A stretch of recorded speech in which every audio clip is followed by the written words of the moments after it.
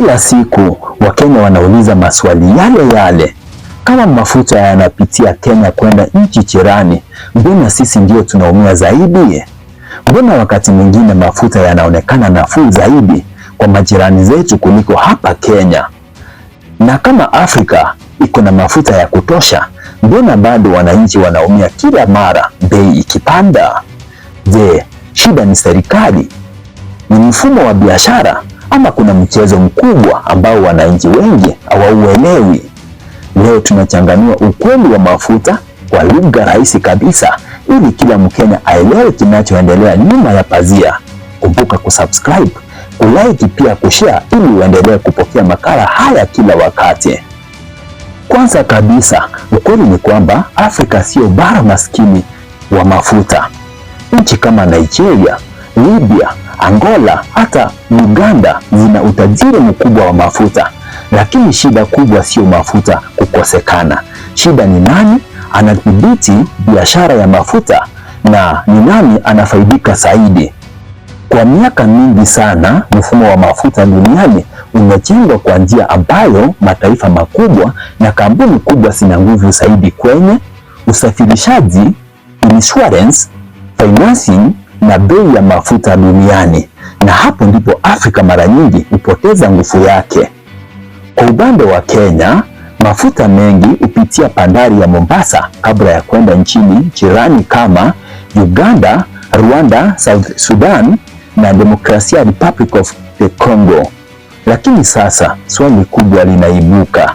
Mbona wakati mwingine mafuta yanaonekana nafuu kwa majirani kuliko Kenya yenyewe? Hii ndio sehemu wananchi wengi hawajafafanuliwa vizuri.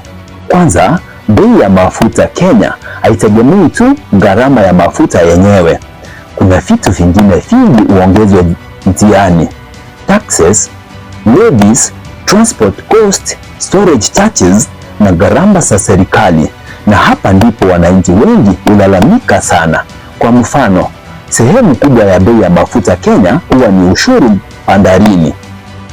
Hivyo hata mafuta yakinunuliwa kwa bei sawa, mwananchi wa Kenya anaweza kuishia kulipa zaidi kuliko jirani yake.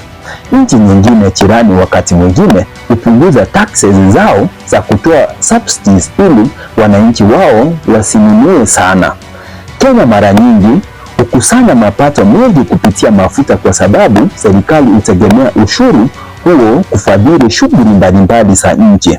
Na hapo ndipo wananchi huuliza, kama sisi ndio njia kuu ya mafuta Afrika Mashariki, mbona hatupati nafuu?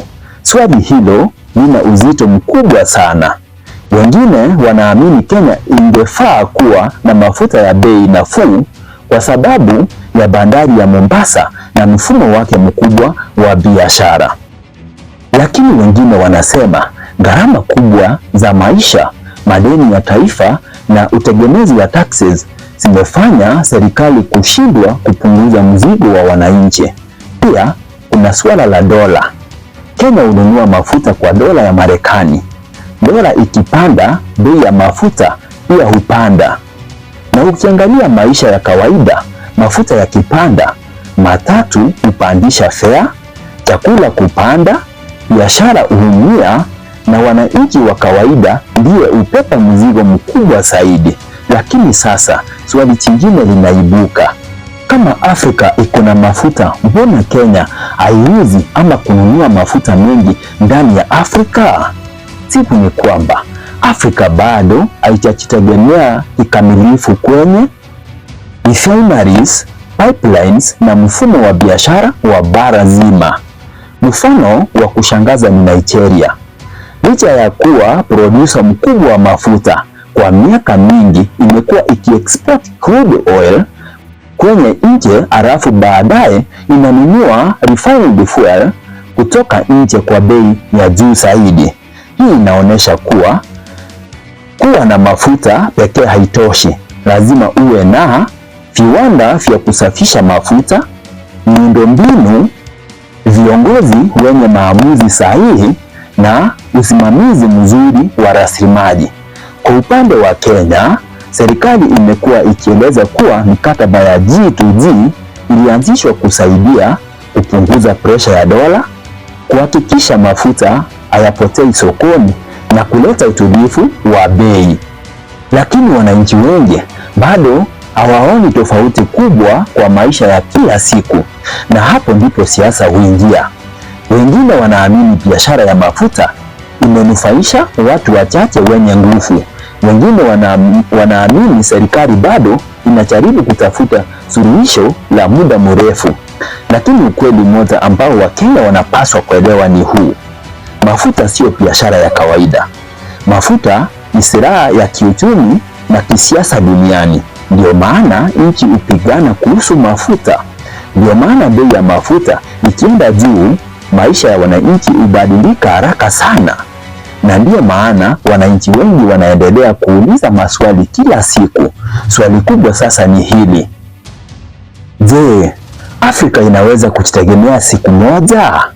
Jibu ni ndio, lakini safari bado ni ndefu. Afrika itahitaji ushirikiano wa kweli, kutenga refineries na kupunguza utegemezi wa mifumo ya nje. Miradi kama African Continental Free Trade Area inalenga kusaidia biashara ndani ya Afrika iwe rahisi zaidi siku zijazo. Lakini mpaka hapo, wananchi wataendelea kupepa mzigo wa mafuta kupitia gharama ya maisha, na mwisho wa yote swali litabaki lile lile: kama Afrika ni tajiri wa rasilimali, mbona wananchi wake bado wanaumia? Mwisho wa siku, Wakenya wanapaswa kuelewa kuwa mchezo wa mafuta si rahisi kama wengi wanavyofikiria. Ni mchanganyiko wa biashara, siasa, taxes, dola na nguvu za dunia. Lakini kadiri wananchi wanavyoendelea kuuliza maswali na kutafuta ukweli, ndivyo nafasi ya mabadiliko inavyoongezeka. Je, siku moja Afrika itanufaika kikamilifu na mafuta yake yenyewe, ama tutaendelea kuwa matajiri wa rasilimali lakini maskini wa maisha? Ukiamini Wakenya wanafaa kuelewa ukweli huu, share video hii, subscribe na usisahau kuacha maoni yako hapo chini. Niite Nyambunde Zack.